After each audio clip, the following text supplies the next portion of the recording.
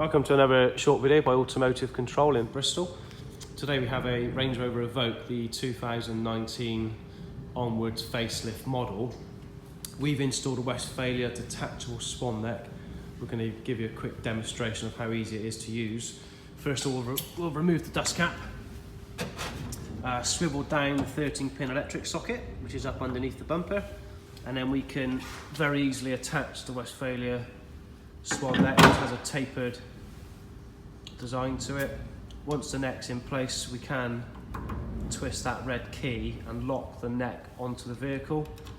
Removal's really easy as well. Key back in, unlock, handle out, twist forward, the neck drops back down.